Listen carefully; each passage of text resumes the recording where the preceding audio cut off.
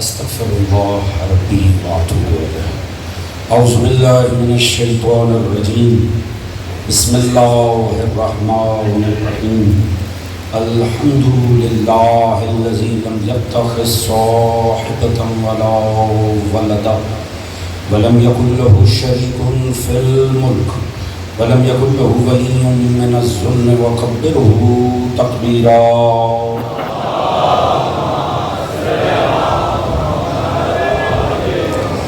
الصلاة والسلام على رسوله الكريم مكي المدني الأمي صاحب الوقار والسكينة المدفون بالعرض مدينة أبي القاسم المصطفى محمد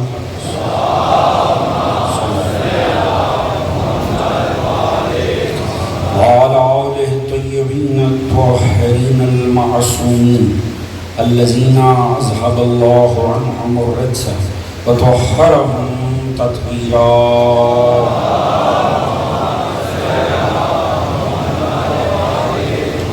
أما بعد فقد قال سبحانه بسم الله الرحمن الرحيم نحن نقص عليك أحسن القصص بما أوحينا إليك هذا القرآن وإن كنت من قبله لمن الغافلين. صلوات محمد علیہ.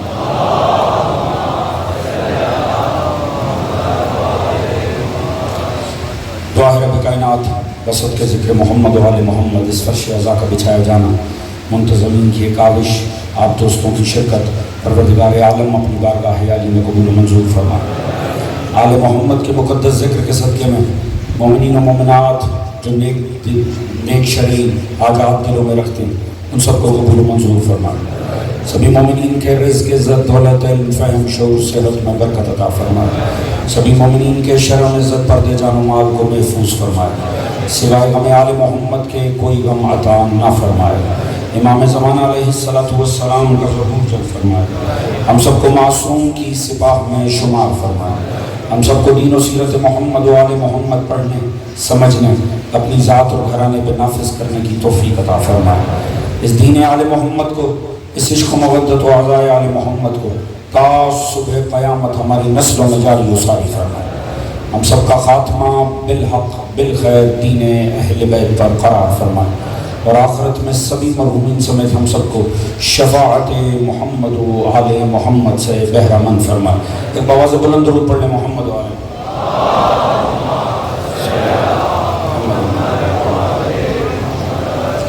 اجازت ہے جو گزارشات کا آغاز کرے گا. حضرات سامعین آج 3 محرم کو احسن القصص کے عنوان سے اس موضوع پہ یہ آج کی ہماری تیسری نشست ہے. جو مطالب گزشتہ 2 روز میں آپ دوستان کے گوش گزار کیے یقیناً اس کا کوئی نہ کوئی خاکہ آپ کے ذہنوں میں محفوظ ہوگا انشاءاللہ. دوستان عزیز آغاز ہو رہا ہے ایک خواب کے ذریعے سے. سورہ مبارکہ یوسف حضرت یوسف کا قصہ جسے اللہ احسن القصص کراتے ہیں یعنی قصوں میں سے بہترین قصہ. یعنی اللہ رب العزت نے قرآن پاک میں سرکار ختمی مرتبت کو جتنے قصے سنائے ہیں اللہ نے اس قصے کو اس میں سب سے بہترین قصہ قرار دیا. آغاز کہاں سے ہو رہا ہے؟ اس قال یوسف لأبیہ یا ابت انی رأیت 11 کوکبا والشمس والقمر رأیتهم لی ساجدین. جناب یوسف اپنے بابا سے فرما رہے بابا میں نے خواب دیکھا اور خواب میں کیا دیکھ رہا ہوں کہ سورج چاند اور 11 ستارے مجھے سجدہ کر رہے ہیں.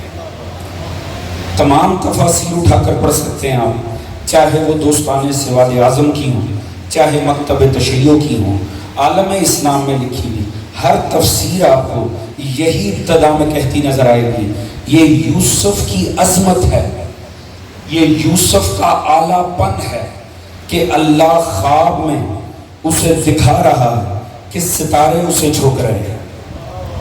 توجہ ہے دوستانے, چاند اسے جھک رہا, سورج اسے جھک رہا.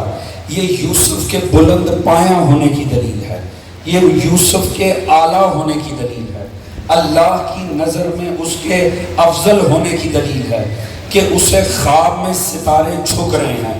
آپ کا وقت ضائع کیے بغیر میں پوری توجہ چاہوں گا. پہلا جملہ عرض کر رہا ہوں، اس پہ میں آپ کی توجہ چاہوں گا.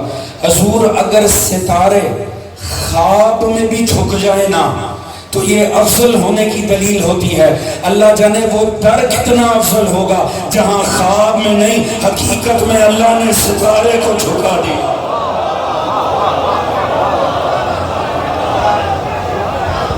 سلامت رہیے، سلامت رہیے، سلامت رہیے. آپ بیدار ہیں انشاءاللہ پھر لطف آئے گا. خدا ہی بہتر جانتا ہے در زہرا کتنا افضل ہوگا. اللہ ہی بہتر جانتا ہے علی و بطول کا دروازہ کتنا اعلیٰ و افضل ہوگا. جہاں خواب میں نہیں، اللہ نے حقیقت میں ستارے کو اتار دیا. دوستان عزیز، اتنا حسین خواب تھا، اتنا خوبصورت خواب تھا. تو آگے سے جناب یعقوب گلے لگاتے، چومتے یوسف کو، زمانے بھر کو بتاتے دیکھو میرے بیٹے کو اللہ نے کیا فضیلت عطا کی ہے. آپ آگے سے کیا فرما رہے ہیں؟ یا بنی لا تقصص رؤیاک علی اخوتک فیکید لک کیدا ان الشیطان للانسان عدو مبین. بیٹا دیکھ یہ خواب اپنے بھائیوں کو نہ سنانا. توجہ ہے جی؟ ہونا یہ چاہیے تھا یوسف خوش ہو جاتے، یوسف تو یعقوب خوش ہوتے. آپ تو تحفظات کا شکار ہو گئے، آپ تو پریشان ہو گئے. آپ نے کہا بیٹا یہ خواب تم نے اپنے بھائیوں کو نہیں سنانا. کیوں؟ فَيَكِيدُ لَكَ كَيْدًا، مجھے ڈر ہے تیرے خلاف کسی سازش کا آغاز نہ کر دیں، تیرے خلاف کوئی منفی رویے کا آغاز نہ ہو جائے. کیوں؟ کیونکہ ان الشیطان للانسان عدو مبین، کیونکہ جو شیطان ہے نا یہ ملعون بڑا دشمن ہے انسان کا. توجہ فرما رہے ہیں جی؟ اب اس کے بعد اگلی آیت میں خود یعقوب اس خواب کی تعبیر بتا رہے ہیں. یعنی پہلے یہ بتا دیا کہ بھائیوں سے ذکر نہیں کرنا.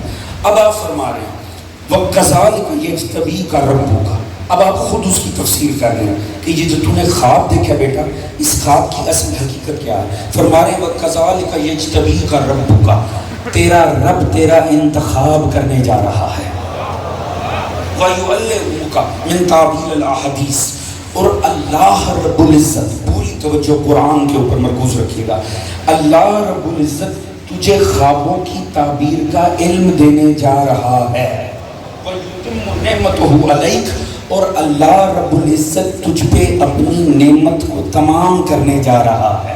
وَعَلَىٰ آلِ یعقوب، اور اللہ تجھ پہ بھی اپنی نعمت تمام کرنے جا رہا ہے. اور اس خواب کے ذریعے آل یعقوب پر بھی نعمت کو تمام کرنے جا رہا ہے. توجہ ہے دوستان عزیز؟ وَيُتِمُّ نِعْمَتُهُ عَلَيْكَ وَعَلَىٰ آلِ یعقوب کما اتمہم علی ابویک من قبل ابراہیم و اسحاق ان ربک علیم حکیم. دیکھ بیٹا اللہ تجھ پہ بھی نعمت تمام کرنے جا رہا، آل یعقوب پہ بھی کرنے جا رہا، ایسے ہی جیسے تیرے جد ابراہیم اور اسحاق پر بھی اللہ نے نعمت کو تمام کیا تھا. بات پوچھ رہی ہے دوستان عزیز؟ حضور قرآن میں بڑی چاشنی ہے، قرآن میں بڑا لطف ہے.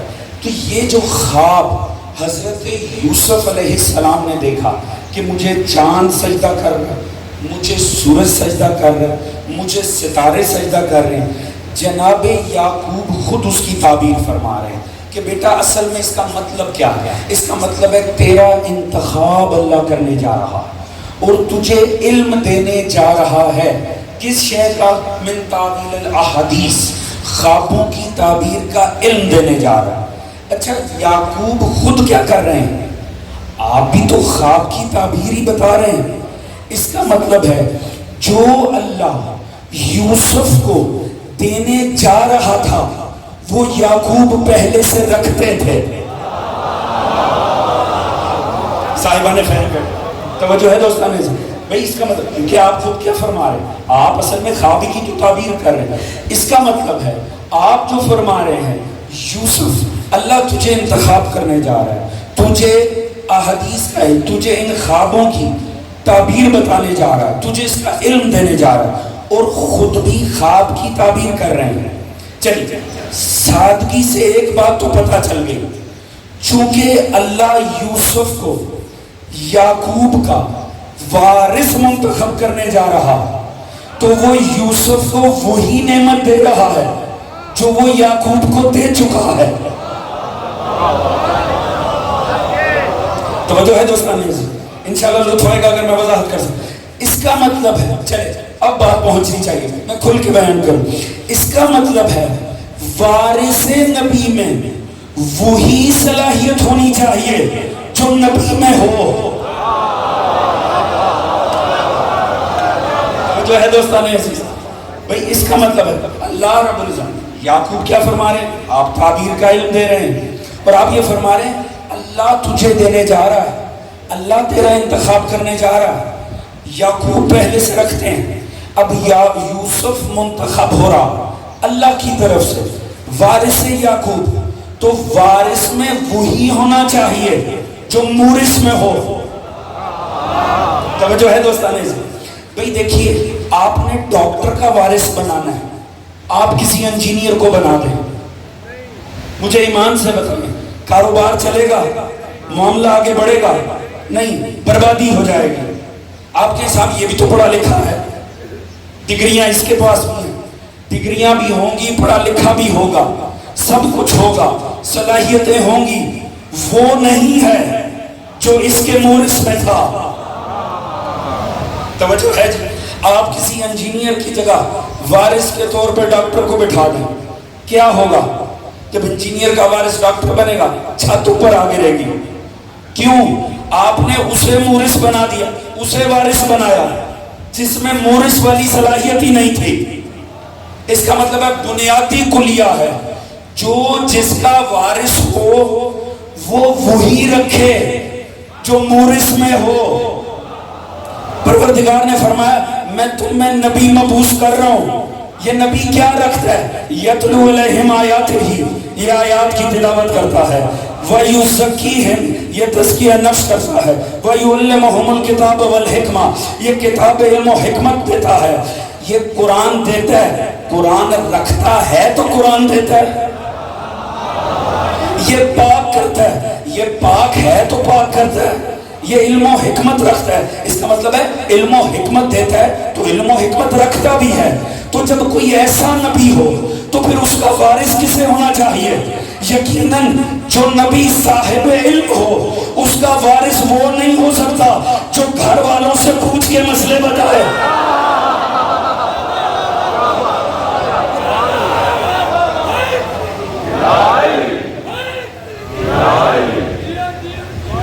سلامت رہی، توجہ ہے دوستان عزیز بھئی، اگر عالم ہے نبی تو وارث بھی صاحب علم ہونا چاہیے۔ اگر پاک کرتا ہے نبی، اس کا مطلب ہے حامل طہارت ہے، تو وارث بھی پھر طاہر ہونا چاہیے۔ بات پہنچ رہی ہے دوستان عزیز؟ دیکھیے خالی صلاحیت سے وراثت ثابت نہیں ہوتی۔ توجہ ہے، آپ کے ساتھ صلاحیت بہت ہے بھئی، بہت ہوگی، وہ ہے جو اس میں تھی جس کا یہ وارث ہے۔ چلیے میں چونکہ والدہ فکر افراد بیٹھے ہیں، صاحبان مطالعہ بیٹھے ہیں، یا کم از کم مجلس سے سننے والے دوست ہیں، میں روایتی سے کچھ گفتگو کرتا ہوں، یقیناً بات پہنچے گی۔ دیکھیے اگر کوئی وارث نمرود ہو، وارث فرعون ہو، بات پہنچ رہی ہے جی، تو وارث فرعون و نمرود میں کیا ہونا چاہیے؟ ذرا غور فرمائیے۔ نمرود اور فرعون دونوں بدبخت دنیا میں بہترین ایڈمنسٹریٹر گزرے ہیں، بہترین ایڈمنسٹریٹر تھے، بہترین نظم و نسق چلاتے تھے۔ آج بھی جو آثار فراغنہ نے چھوڑے ہیں، دنیا حیران ہوتی ہے ان کا مطالعہ کر۔ آج بھی تحقیق کرنے والے سر پکڑ کے بیٹھے ہیں، انہوں نے اس دور میں ایسے ایسے کمالات کر دیے۔ آثار قدیمہ میں جو شواہد ملتے ہیں انہیں دیکھ کے انسان دنگ رہ جاتا ہے۔ احرام مصر اس کی اعلیٰ دلیل ہے، آپ سب نے دیکھے ہوں گے، ایسے میتھمیٹیکلی پرفیکٹ بنائے ہیں۔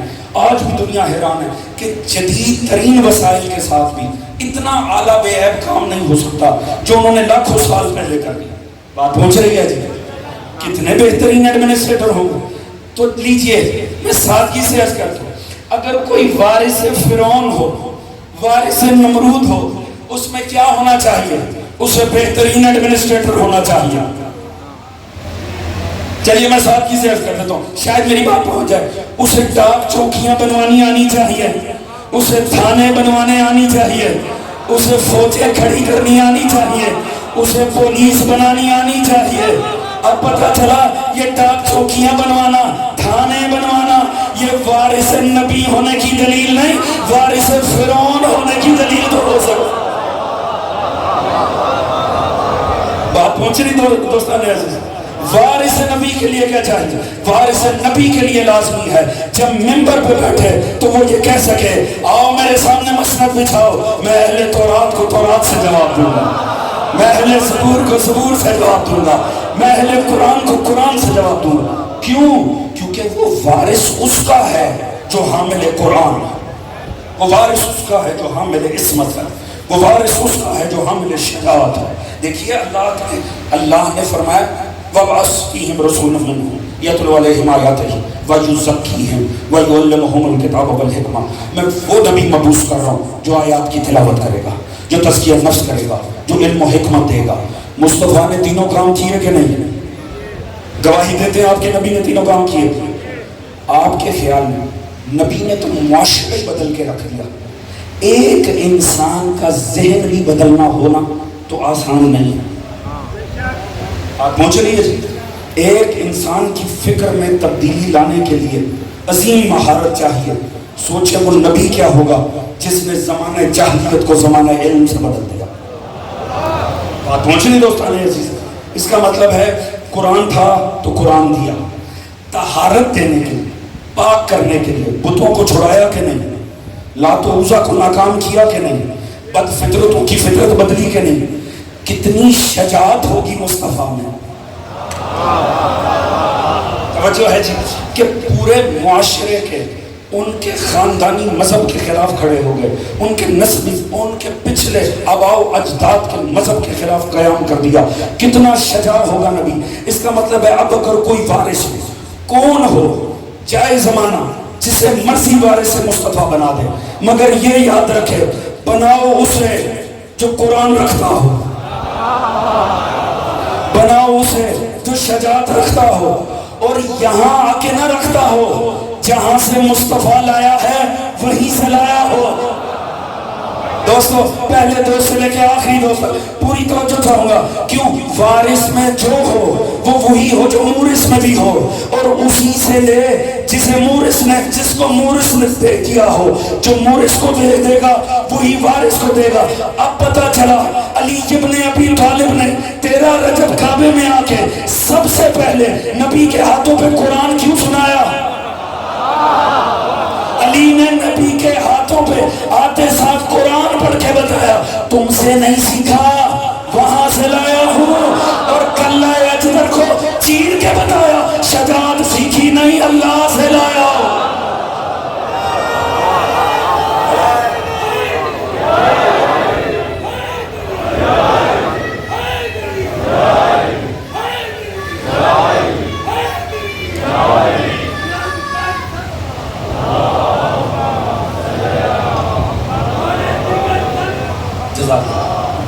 صلی اللہ علیہ وسلم۔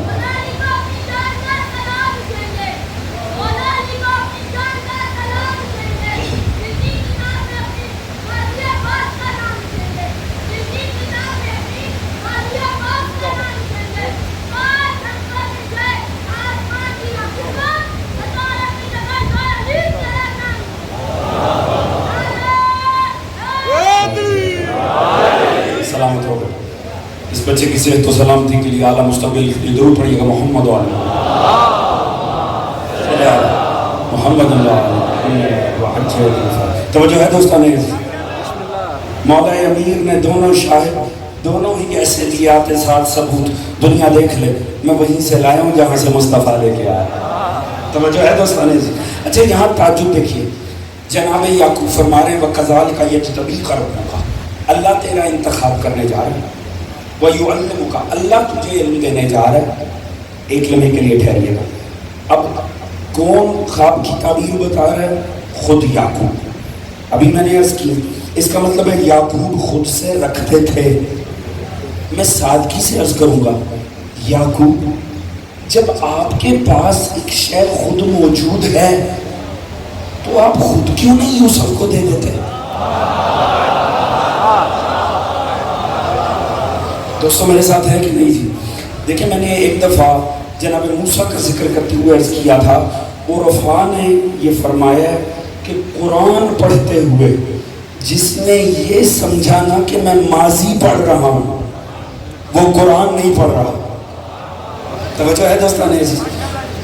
یہ قرآن، اس کے متعلق کافروں نے کہا تھا ما ھذا الا اساطیر الاولین، یہ تو پچھلوں کی کہانی ہے، ان جاہلوں کو پتہ ہی نہیں چلا۔ اللہ ماضی کی کہانیاں نہیں سنا رہا، ماضی کے آئینے میں امت کے مسئلے حل کر رہا۔ میں کہتا ہوں یعقوب آپ کے پاس تو یہ علم ہے، بٹھائیں یوسف کو سامنے، لائق بیٹا ہے آپ کا، آپ سکھا دیں۔ نہیں، خود بتا رہے ہیں اور فرما رہے ہیں اللہ تجھے انتخاب کرے گا، اللہ تجھے سکھائے گا۔ تعجب کی بات ہے، موسیٰ ہارون کے پہلو میں بیٹھ کے اللہ سے بات کر رہے ہیں، رب اشرح لی صدری ویسر لی امری واحلل عقدۃ من لسانی یفقہوا قولی واجعل لی وزیرا من اہلی ہارون اخی اشدد بہ ازری واشرکہ فی امری۔ یا اللہ یہ میرا بھائی، یہ میرا بھائی، یہ جو میرا بھائی ہے یہ ہارون ہے، میرا بھائی ہے، یا اللہ اسے میرا شریک امر کر دے، اس کے ذریعے میری کمر کو مضبوط کر دے، اس کو میرا وارث بنا دے، اسے میرا وزیر بنا دے۔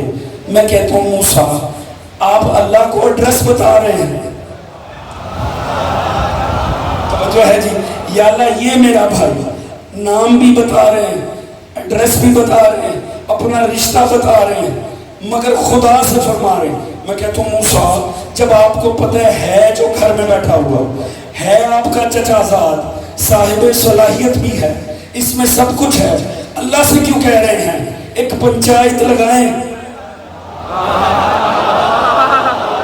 چند بزرگوں کو اکٹھا کریں اور بزرگوں کی موجودگی میں اعلان کر دیں یہ میرا وارث ہے۔ آپ جب کام کر رہے ہیں پہلو میں بیٹھے مانگ اللہ سے رہے ہیں۔ توجہ ہے جی؟ یعقوب آپ کا جو لائق بیٹا ہے، آپ کے پاس جو ہے، آپ کیوں فرما رہے ہیں اللہ دے گا، اللہ کرے گا؟ آپ پنچایت لگائیں، محلے کے بزرگ بٹھائیں، اس میں اعلان کر دیں میں اس کا انتخاب کرتا ہوں۔ نہیں، یعقوب سے لے کر موسیٰ تک، دوستو پوری توجہ، یقیناً یہی فرمائیں گے، یاد رکھو وارث نبی ہونا یہ وہ عہدہ ہے، اللہ نے تو یہ اختیار نبیوں کو بھی نہیں دیا۔ دوستو پھر سادگی سے میرا حق بنتا ہے میں عرض کروں، جو حق اللہ نے اپنے انبیاء کو نہیں دیا وہ عرب کے جاہل بدوؤں کو کس نے دے دیا؟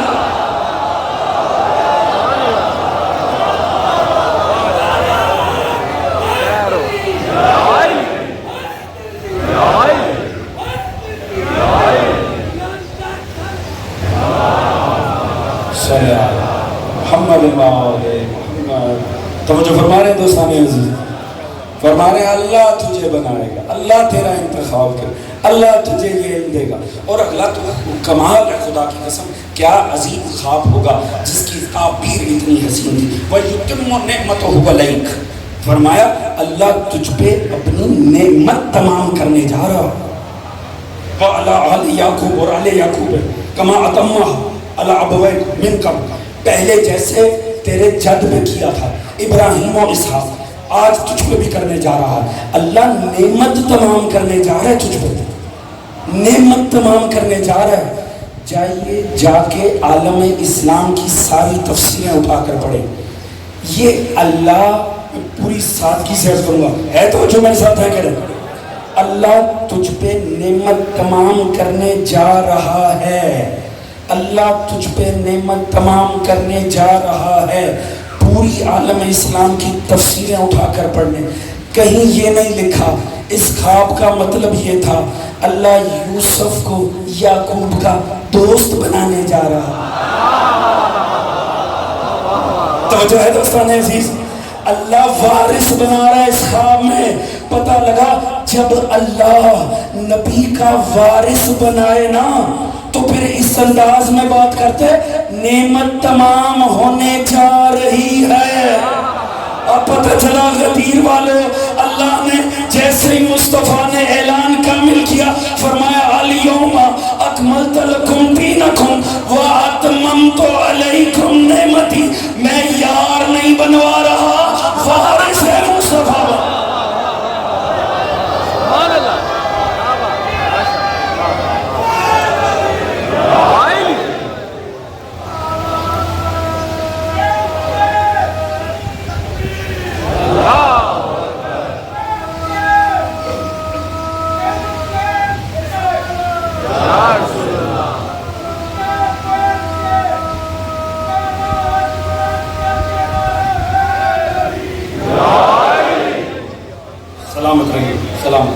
توجہ ہے دوستان؟ علی علی توجہ ہے دوستان؟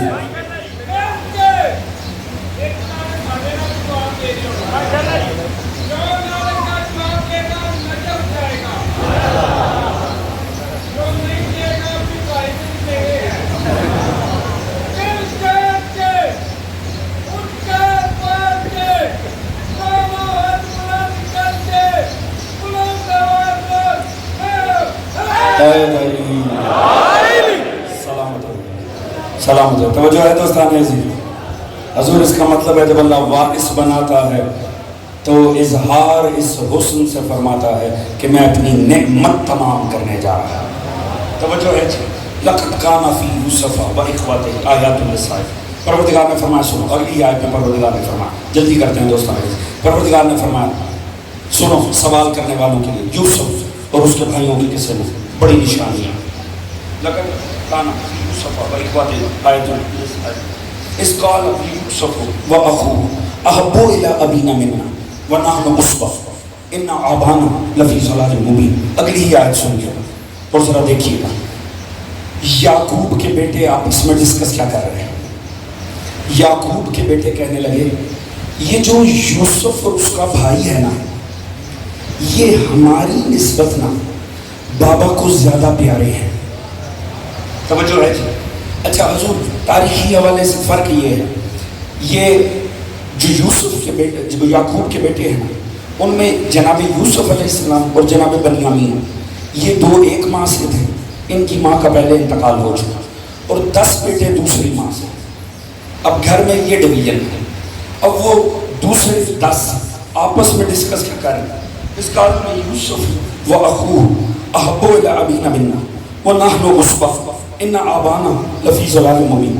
کہنے لگے یہ جو یوسف اور اس کا بھائی ہے نا, بابا ہماری نسبت ان سے زیادہ پیار کرتا ہے. ونحن عصبہ, جبکہ ہم تو ایک گروہ ہیں, یعنی ہم 10 ہیں وہ 2 ہیں, تو ہم تو گروہ ہیں, ہم اکثریت میں ہیں.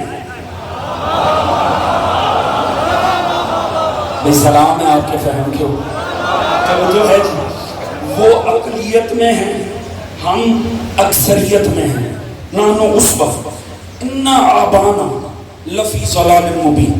معذر کہنے لگے, قرآن کا میں ترجمہ تو پیش کروں گا, مجبوری ہے کہ قرآن کیا ہے, ہمارا بابا کھلی ہوئی گمراہی میں پڑا ہوا. کیوں؟ دیکھو تو سر, وہ 2 ہیں, ہم 10 ہیں, ہم ہیں اکثریت, وہ ہیں اقلیت. یہ نبی کو کیا ہو گیا, یہ اکثریت کو چھوڑ کے. توجہ ہے دوستان عزیز؟ اس حد تک وارث کی دشمنی میں آگے بڑھے کہ نبی کے ذہن پہ شک کر دیا.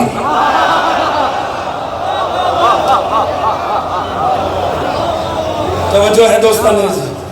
میں کوئی کہانی نہیں سنا رہا, میں نے اصول کافی کی کوئی روایت نہیں پیش کی, میں نے بخاری شریف کا کوئی حوالہ نہیں دیا.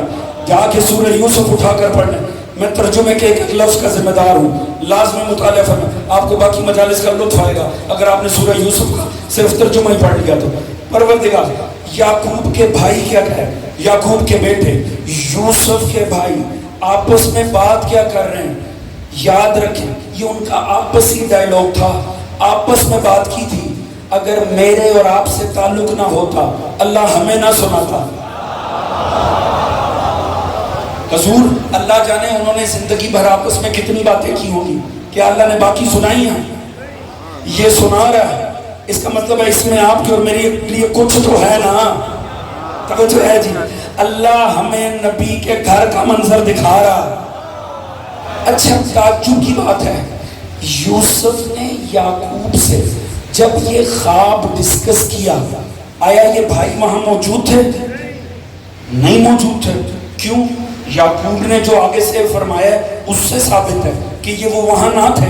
اسی لیے تو فرمایا تھا لا تقصص رؤیاک علی اخوتک, یہ تو نے اپنے بھائیوں کو نہیں سنانا.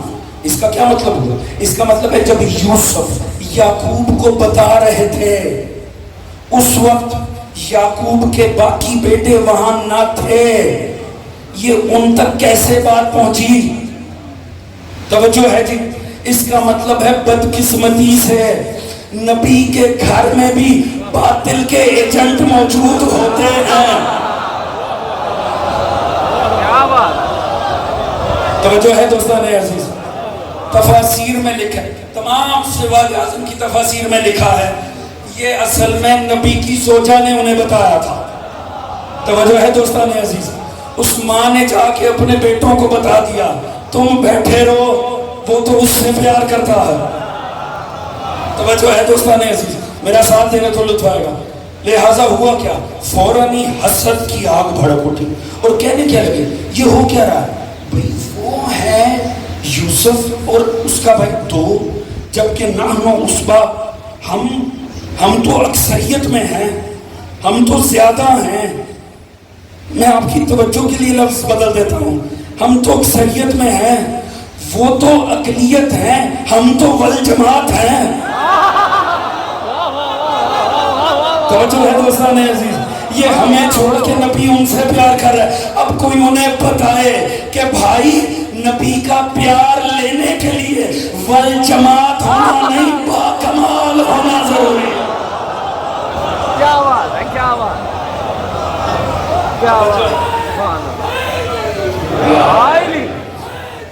یا اللہ علی محمد محمد۔ توجہ ہے دوستان عزیز؟ لہذا فوراً ہی حسد کی آگ بھڑک۔ دوستان عزیز، یہاں یہ بات بڑی سمجھنے کی، یہاں اللہ نے ہمیں ایک رخ دکھایا کہ حسد کتنی بدبخت بیماری ہے۔ یہاں سورہ کا یہ حصہ ہمیں حسد کی بیماری سے روشناس کرتا ہے، اسے سمجھنا بڑا لازم ہے۔ یہ مجالس کا صدقہ ہے، یہاں جہاں فضائل سن کر ایمان کو حرارت ملتی ہے، جہاں عقائد کے اندر مزید پختگی آتی ہے، انسان اپنے عقائد سے لطف اندوز ہوتا ہے، وہاں پہ انسان کو سیکھنے کو بھی ملتا ہے کہ بطور انسان اپنے آپ کو کیسے اعلیٰ رکھے۔ اللہ نے دکھایا، دیکھو کس طرح نبی کے گھر میں رہنے والے نبی کے وارث سے حسد کرنے لگے۔ دوستو یہ حسد کہتے کسے؟ جو اخلاقی رذائل، اخلاقی حوالے سے انتہائی غلیظ بیماریاں ہیں، ان میں سے ایک بیماری کا نام ہے حسد۔ اور بدقسمتی سے یہ گھٹیا لوگوں کی بیماری نہیں، یہ عامیانہ لوگوں کی بیماری نہیں۔ بعض بیماریاں ہوتی ہیں نا، وہ خبیث فطرت لوگوں میں عمومی پائی جاتی ہیں، وہ چوریاں کرنا، جھوٹ بولنا، نفاق دکھانا، یہ خبیث الفطرت لوگوں میں عام ہوتی ہے۔ حسد کو اہل علم کی بیماری قرار دیا، حسد کو اعلیٰ لوگوں کی بیماری قرار دیا، اعلیٰ لوگ بھی اس میں پڑ جاتے ہیں۔ اچھے خاصے بھائی بھائیوں سے حسد کرنے لگتے ہیں، بہنیں بہنوں سے حسد کرنے لگتے ہیں، اپنے خاندان میں حسد شروع ہوئی، دوست سے حسد شروع کر دیا۔ لازم ہے کہ سورہ کے اس حصے میں رک کے ہم اس نجس بیماری سے آگہی حاصل کریں، ہے نا؟ توجہ آپ دوستوں، یہ بات سمجھنے والی ہے۔ دوستو نعمات الہی کو لے کر انسان بعض رویے اختیار کرتا ہے۔ علماء اخلاق نے لکھا ہے 4 رویے ہیں، 4 نوجوان میری بات پورے غور سے سن، یہ وہ غلیظ بیماری ہے جس نے ہماری خاندانی زندگی برباد کر دی، ہمارے عائلی معاشرے کا بیڑا غرق کر کے رکھ دیا۔ اس بات کو سمجھیں، 4 ایسے رویے ہیں جو ہم نعمتوں کے اوپر رکھتے ہیں۔ سب سے پہلے انسان جب کسی کے پاس کوئی نعمت دیکھتا ہے، پہلا رویہ یہ ہے، کسی کے پاس حسن دیکھے گا یا دولت دیکھے گا، گھر دیکھے گا، گاڑی دیکھے گا، آج کے دور کی بات کریں اچھا سیل فون دیکھے گا، اچھا لباس دیکھے گا، کوئی بھی نعمت انسان جب کسی کے پاس دیکھے گا، دل میں فوراً پہلا رویہ یہ ہے انسان کا، مومن کا، کسی کے پاس نعمت دیکھے، یا اللہ تو نے اسے یہ نعمت دی ہے، مجھے بھی عطا فرما۔ کسی کے پاس حسن دیکھے گا، یا اللہ مجھے بھی دولت حسن عطا فرما۔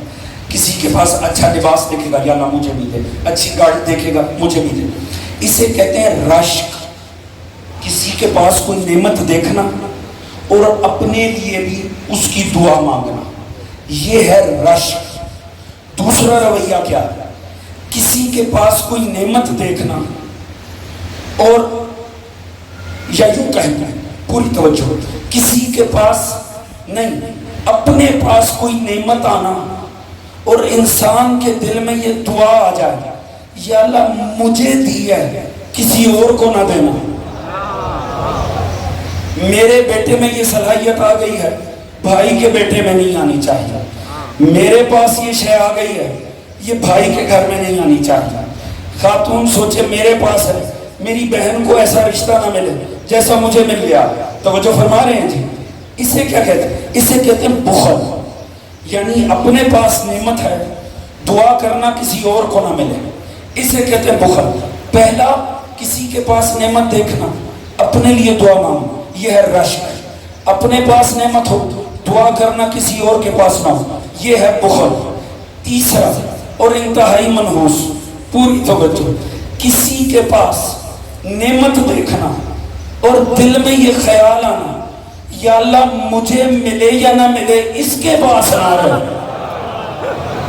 توجہ ہے جی؟ اس کو کہتے ہیں حسد، یعنی اپنے لیے بھی نہیں تمنا، ٹھیک ہے مالک مجھے دے یا نہ دے، یہ اس کے پاس کیسے دولت آ گئی، یہ اس کے پاس نعمت کیسے آ گئی، یہ اسے عزت کیسے مل گئی، یہ کیسے اس مقام پہ پہنچ گیا، یہ کیسے ہو گیا، اس کے پاس یہ نہیں رہنا چاہیے۔ دوسرے مومن کے حق میں زوال نعمت کی خواہش، اسے کہتے ہیں حسد۔ اور نعمت کو لے کر کمال ترین رویہ یہ ہے، یا میں یہ کہوں نعمت کو لے کر آل محمد کا کردار یہ ہے کہ نعمت انسان کو ملے اور انسان اٹھا کے مومنوں میں تقسیم کر دے، اسے کہتے ہیں ایثار۔ توجہ ہے دوستان عزیز؟ حضور یہ چار چیز اپنے ذہنوں میں رکھیے، نعمت کو لے کر مومن چار رویہ پر۔ معصوم نے فرمایا مومن رشک کرتا ہے، حسد نہیں کرتا، جو حسد کرے وہ مومن نہیں۔ ہاں یہ ہو سکتا ہے کہ آپ بھائی کے گھر میں دیگر کے پاس کوئی نعمت دیکھیں، دعا کریں یا اللہ تم نے اسے جو دیا ہے مجھے بھی عطا فرمانا، یہ سوالی بن، مومن یہ کرتا ہے، مگر مومن کبھی یہ نہیں کرتا کہ کسی کے پاس نعمت دیکھے اور کہے یا اللہ تو اس سے چھین دے۔ توجہ ہے جی؟ معصوم نے فرمایا منافق ہمیشہ حسد کرتا ہے، رشک نہیں کرتا۔ منافق اس خبیث کو کہتے ہیں ملے گا محبت سے، ملے گا ایسے جیسے اس سے بڑا سگا ہی کوئی نہیں۔ توجہ ہے جی؟ مگر کرے گا کیا؟ دل میں بدبخت دعا کرے گا یا اللہ اس سے دور ہو جا۔ خدا کی قسم آل محمد کے کلام پر کمال ہے دوستو، جب کچھ ملے پڑھنے کو خدا را آل محمد کو پڑھو۔ معصومین کے بعض اقوال ایسے ہیں پتہ چلتا ہے فقط کوئی امام فطرت ہی فرما سکتا ہے۔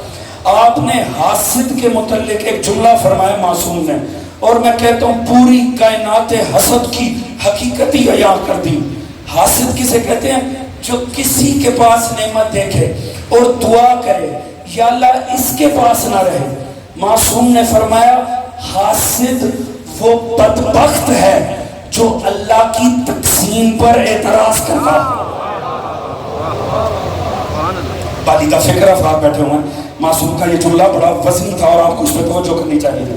معصوم نے فرمایا حاسد اللہ کی تقسیم پر معترض کو کہتے ہیں۔ آپ نے کسی کے پاس نعمت دیکھی اور آپ کا دل یہ دعا مانگ رہے اس کے پاس نہ رہے، یعنی آپ نے اسے نااہل سمجھا، اللہ اسے دے کے اہل سمجھ رہا، اور آپ حسد کر کے نااہل سمجھ رہے ہیں، یعنی آپ اللہ کی تقسیم پر معترض ہیں۔ اس سے بڑی کیا بدبختی ہوگی کہ انسان اللہ کی تقسیم پر اعتراض کرتا۔ معصوم نے فرمایا سنو، 3 کام کبھی نہ کرنا نہیں تو سزا تم سے شروع ہو جائے گی۔ فرمایا عجب، یعنی اپنے آپ کو ہر حال سے ٹھیک سمجھو، کینہ، دل میں کسی کی دشمنی پالنا، اور حسد. معصوم نے فرمایا جو یہ 3 کام کرے نا وہ اپنے آپ کو ہی بیماری لگا لیتا. کیوں؟ اگلے کا تو جاتا ہی کچھ نہیں. وہ گھر میں سو رہا ہے, آپ کو بستر پہ نیند نہیں آ رہی. جو گاڑی دیکھ کے آپ سڑ گئے ہیں وہ مزے سے اسے ڈرائیو کر رہا ہے, آپ کو اپنی موٹر سائیکل بھی بری لگنے لگی. اس کا کیا جاتا ہے؟ سزا تو آپ اپنے آپ کو دے رہے ہیں. اور معصوم نے کمال ہی کر دیا. اللہ جانے آپ کو اس فرمان کا لطف آیا یا نہ. خدا کی قسم میں جب بھی سوچتا ہوں مجھے اس مولا کے فرمان کا لطف آ جاتا ہے. مولا نے فرمایا حاسد کی اتنی سزا ہی کافی ہے, جب تم مسکراتے ہو اسے تکلیف ہوتی ہے. اللہ اکبر, خدا کی قسم کمال ہے امام فطرت. آپ نے فرمایا حاسد کی اتنی سزا ہی کافی ہے. کیوں؟ اس بیچارے کو بیماری لگی ہوئی ہے. وہ آپ کو مسکراتا دیکھ کے بھی جلے گا, وہ آپ کو کھاتا دیکھ کے بھی چلے گا, وہ آپ کو پہنتا دیکھ کے بھی چلے گا. اس لیے کبھی حسد نہیں کرنا چاہیے. یہ خود کو خام خواہ بیماری لگانے والی بات ہے. حضور کمال یہ دیکھیے, اللہ نے اہل بیت کو اور زمانے کے درمیان کیا مسئلہ بتایا. دنیا کو اہل بیت سے کیا مسئلہ.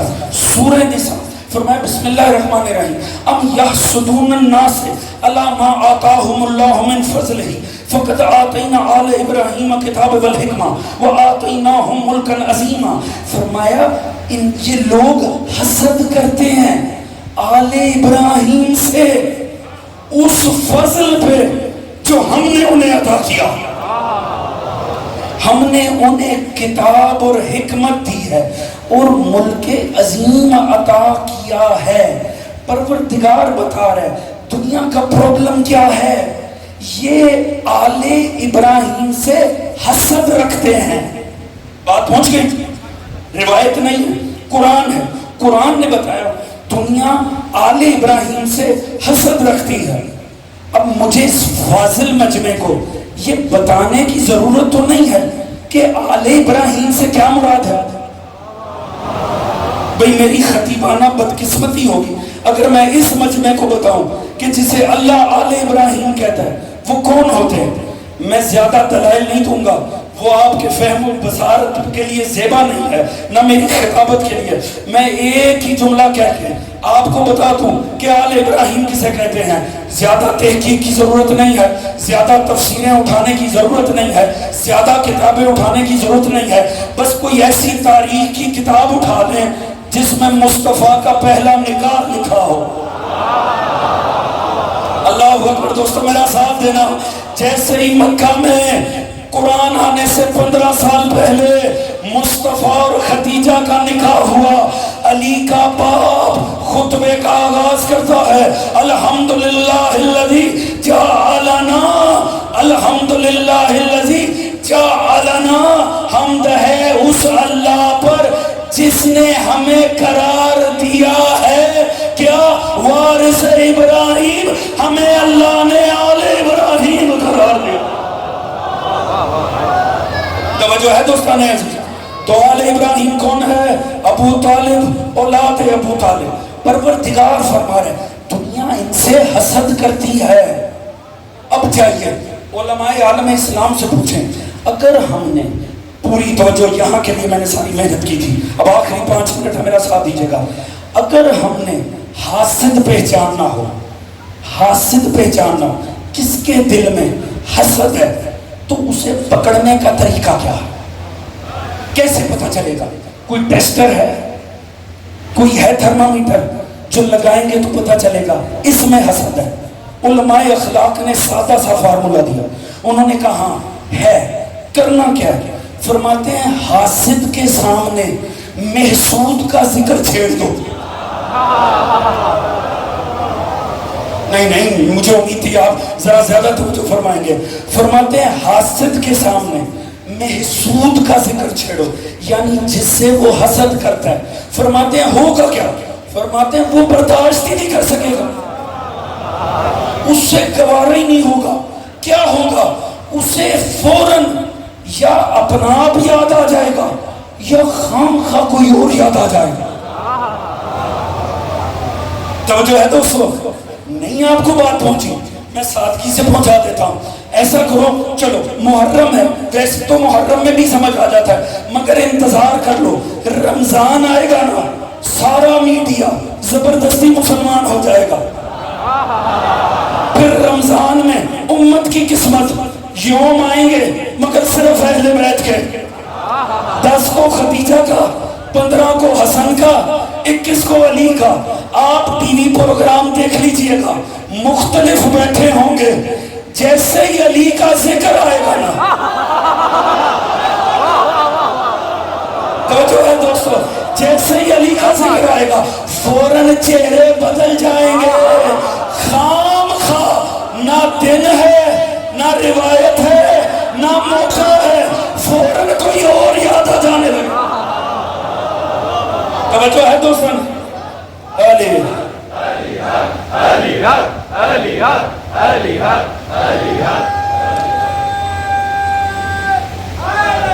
یا اب سمجھ میں آیا دوستوں، میرے ساتھ رہیے گا. اب سمجھ میں آیا یہ ہوتا کیا ہے؟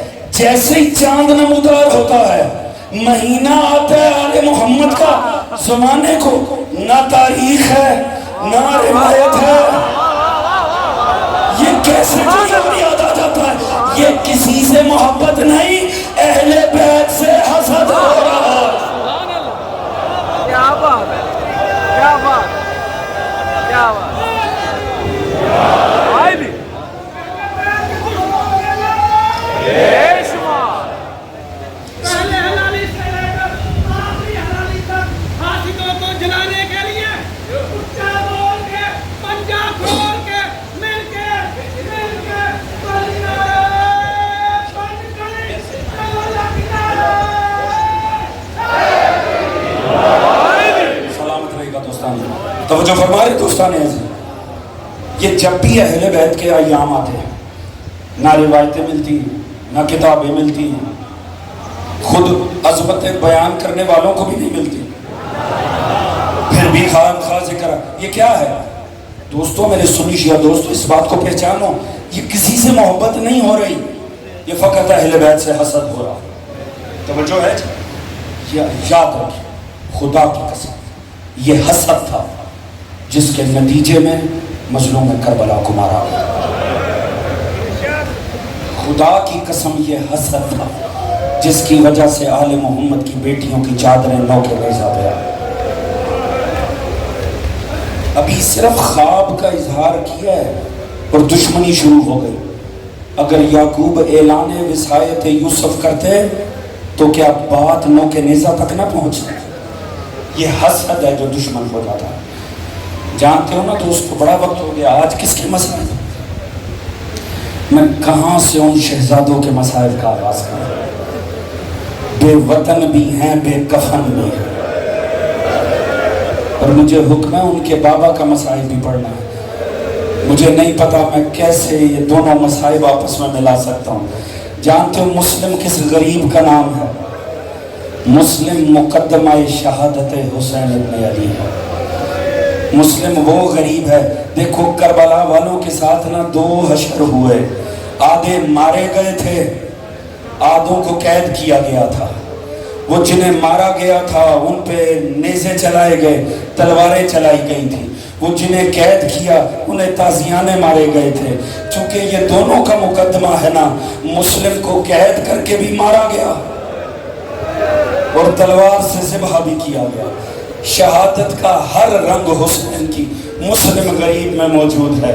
جب قید کیا گیا نا، اتنا تشدد کیا گیا جناب مسلم پر، اتنا زخمی تھے جناب مسلم. جب لا کے دارالمارہ کی دیوار کے ساتھ لگایا نا تو ایک اور نشانی شہدائے کربلا کی پوری ہو گئی. مسلم کانپ رہے تھے، تھکے ہوئے تھے، ہونٹ کپ کپا رہے تھے. ایسے میں کسی کو تھوڑا سا حیا آیا، اس نے آگے بڑھ کر پوچھا مسلم کوئی خواہش ہے؟ مسلم نے تڑپ کے کہا میرا حلق سوکھ رہا، اگر کر سکتا ہے مجھے ایک پیالہ پانی لا دے. وہ گیا، وہ پانی کا پیالہ لے کر آیا. جیسے لب ہے جناب مسلم کو لگایا، کٹے ہوئے ہونٹوں سے لہو بیچ میں جاری ہو گیا. جھٹک دیا، دوسرا پیالہ لائے، لگایا لبوں سے، لہو جاری ہو گیا. جھٹک دیا، تیسری مرتبہ جب یہ ہوا نا، مسلم کہتے مجھے لگتا ہے میرے مقدر میں 82 شہادت ہے. ہائے کہنے والوں پر سلام. میں کہتا ہوں مسلم آپ مقدمہ شہادت آل محمد ہو. اللہ نے کربلا والوں کے مقدر میں پیاسی شہادتیں لکھی تھی, لہٰذا لازم ہے مسلم بھی پیاسا جائے گا. اب ہوتا کیا, لائے بدبخت اپنے حکمران کے سامنے, جناب مسلم نے اس کی آنکھوں میں آنکھیں ڈالی. لیکن کسی نے پکارا تو نے ہمارے امیر کو سلام نہیں کیا. مسلم نے کہا لعنت ہو تمہارے امیر پر, میرا امیر حسین ابن علی ہے. اس فاسق کو جلا لایا. اس نے کہا لے جاؤ دارالعمارہ کے اوپر لے جاؤ, لے جا کے وہاں سر اتارنا کہ بازار میں جا کر گرے. اب یہاں سے سیڑھیوں پہ لے کے جا رہے ہیں, کوئی تماچا مار رہا ہے, کوئی ٹھوکر مار رہا ہے مسلم کو. یہاں یہ سیڑھیاں چڑھ رہے ہیں, وہ ایک منزل پہ جہاں حسین رکے ہوئے تھے, جناب عباس نے دیکھا حسین سوار ہیں مگر میرے مولا کا چہرہ متغیر ہو رہا ہے. جیسے ہی چہرے کو بدلتے دیکھا, مزاج شناس حسین, عباس آگے بڑھے, پائے اقدس سے حسین پہ ہاتھ رکھا اور تڑپ کے کہا مولا کیا میرا مسلم خیریت سے ہے؟ اجرکم علی الزہرا. لاہور والو آپ کا تو بند ہے مسلم پر رونا, آپ کا تو گریہ بلند ہونا چاہیے. اتنا گریہ بلند ہو کہ بی بی پاک دامن تک سنائی دے, پتا چلے آج پرسادار مسلم بیٹھے ہیں, آج غریب کی چوڑی کا ماتم کرنے والے بیٹھے. دوستان عزیز, ایک مرتبہ عباس نے بس اتنا کہا مولا میرا بھائی مسلم تو خیریت سے ہے نا؟ میرے مولا کا چہرہ اترنے لگا. کہا عباس مسلم خیریت سے نہیں ہے. جناب عباس تڑپنا شروع ہوئے, مولا مولا مجھے اجازت امامت سے پہنچائیں, میں جا کر اپنے بھائی کی نصرت کرتا ہوں. کہا نہیں عباس صبر کر. کہا اچھا مولا مولا کم از کم مجھے زیارت مسلم ہی کروا دو, مولا کم از کم مجھے زیارت مسلم کروا دو. آپ نے کہا اچھا عباس دیکھنا چاہے گا. مظلوم نے 2 انگلیاں اٹھائیں. کہا عباس اس میں دیکھ اور دیکھ کے بتا تجھے کیا نظر آتا ہے. عباس جیسا جری, جیسے ہی نگاہ پڑی عباس تڑپنے لگا. کیا کیا دیکھا؟ کہا مولا اٹھی ہوئی تلوار ہے, جھکا ہوا مسلم کا سر ہے, مولا مجھے کوفہ پہنچائیے. کہا نہیں عباس صبر کر, عباس صبر کا مقام ہے. کہا مولا مولا آپ کی عظمت کی قسم میں جنگ نہیں کرتا, میں جہاد نہیں کرتا.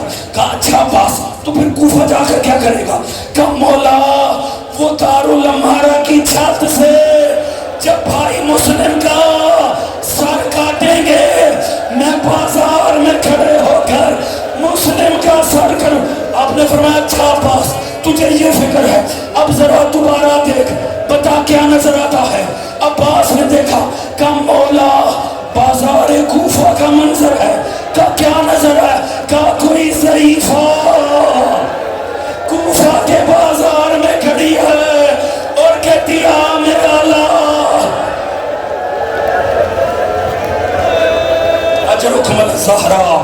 یہی حق ہے آل محمد کو رونے کا, یہی حق ہے آل محمد. دنیا عید بناتی رہی, مسلم اور جناب ہانی ان کی لاشوں میں رسیاں باندھ کے کوفہ کے بازاروں میں ظالم پھیراتے رہے. یا میں جملہ بدل کے عرض کروں, چونکہ علی و بطول کی بیٹیوں نے انہی راہوں پہ چلنا تھا, مسلم کی لاش انہیں تطہیر عطا کر رہی ہے. یہی وجہ ہے جب 12 محرم کو پہنچے ہیں نا کوفے کے دروازے پہ آل محمد, وہ سفاکیت کا ماحول, جب ہر کوئی تانا و تشریح کر رہا ہے, کیونکہ اہل کوفہ اتنے مارے گئے تھے کربلا میں, ہر دوسرے تیسرے گھر میں جنازہ آیا تھا, بدبختوں کے دل میں آگ لگی ہوئی تھی. جب حسین کی بہنوں کو آتے دیکھا, ہر لعین کی زبان پر دشنام آ گیا. اس فاسق ماحول میں علی و بطول کی بیٹیوں کے سر جھکے ہوئے تھے. ایک جملہ کانوں میں پڑا کہ زینب پشت اونٹ پہ تڑپ اٹھی, آواز ہے السلام علیکہ یا بنت امیر المومنین. یہ سننا تھا. زینب تڑپ اٹھی, ہائے کہیں کوئی جاننے والا تو یہاں نہیں, کہیں کوئی جاننے, میرے سر پہ چادر نہیں ہے. ایک مرتبہ اوپر دیکھا کوفے کے دروازے پر مسلم کا سر لٹک رہا ہے, زخمی ہونٹ ہلتے ہیں, علی کی بیٹی تجھ پہ سلام. اجرکم علی الزہرا. اللہ جانے اگلا سال نصیب ہو یا نصیب نہ، آخری پرسہ سمجھ کے آل محمد کو دینا۔ یہ بدقسمت بچے مسلم غریب کے 1 سال تک پابند زندان رہے، یہ اتنے مظلوم ہیں۔ بس 2 جملے بچوں پہ عرض کر کے تمام کروں، صرف 2 جملے۔ ان بچوں کو، یہ اتنے غریب ہیں، انہیں یہ بھی نہیں پتا چلا یہ جن کا انتظار کر رہے ہیں وہ کربلا میں مارے گئے۔ انہیں یہ بھی نہیں پتا اب ہم نے کبھی ماں سے نہیں ملنا۔ انہیں یہ بھی نہیں پتا جس باپ سے بچھڑے ہیں اس کا سر کٹ چکا ہے۔ 1 سال زندان میں رہے، اگر وسیلہ بنا تو پہنچے کہاں؟ حارث ملعون کے گھر میں۔ لین نے ایک مرتبہ دونوں بچوں کے سروں میں ہاتھ ڈال کے، بچوں کو بالوں سے تھام کے، ایک مرتبہ دریا کے کنارے لے کر آیا۔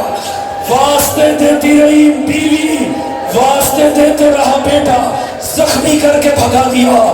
دونوں بچوں کے سروں کو وہاں پہ کاٹا، ایک دوسرے کے سامنے بچے رکھ کے ذبح کر دیے۔ اس لعین نے ایک تھیلے میں دونوں بچوں کے مقدس سر ڈالے۔ انعام کا لالچ اتنا تھا، جیسے ہی دربار میں آیا نا، ابن زیاد ملعون کا دربار سجا ہوا دربار تھا۔ اس نے کہا حکمران مجھے انعام دے، میں تیرے انعام کا حقدار ہوں۔ اس نے کہا کیوں؟ تو نے کون سا مار کا مارا ہے؟ کہا وہ جو بچے زندان سے بھاگ گئے تھے مجھے مل گئے ہیں۔ کہا جلدی پیش کر۔ اس نے تھیلا کھولا، جیسے ہی 2 چاند برآمد ہوئے، اتنے حسین تھے رقیہ کے چاند، دربار میں کھلبلی مچ گئی۔ ابن زیاد جیسا جانور تڑپ اٹھا اور اس نے تڑپ کے کہا ظالم حارث، تجھے ان بچوں کی معصومیت پہ رحم، اجرکم علی الزہرا، یہی حق آل محمد کو رونے کا۔ آخری جملے، اس نے غصے میں آ گیا، اس نے کہا اس ملعون کو لے جاؤ، جہاں اس نے بچے کاٹے ہیں نا وہیں جا کر اسے کاٹ دو۔ اس کا ایک غلام تھا نادر، وہ مومن تھا، آل محمد کا حقدار تھا۔ اس نے ایسے ہی سے بالوں سے پکڑا جیسے اس نے رقیہ کے بچے پکڑے تھے۔ یہ گھسیٹتا ہوا لے کے گیا، سارے راستے تماچے مارتا رہا اور کہا اہل کوفہ اکٹھے ہو جاؤ، یہ وہ لعین ہے جس نے علی و بطول کے بچوں پر رحم نہیں کیا۔ سارا شہر ساتھ آیا، ہر کوئی اس میں لعنت بھیجا۔ وہاں پہنچے جہاں اس نے بچے ذبح کیے تھے، ایک عجیب منظر دیکھا وہ دریا کے کنارے جگہ جگہ گڑھے پڑے ہوئے ہیں اور گڑھوں میں بچوں کا مقدس لہو ہے۔ کسی نے پوچھا ظالم کیا تو بچوں کو اپنے جرم کو چھپانا چاہتا تھا؟ تو انہیں دفنانا چاہتا تھا؟ اس نے کہا نہیں، میں دفنانا نہیں چاہتا تھا۔ کہا یہ گڑھے کیوں ہے؟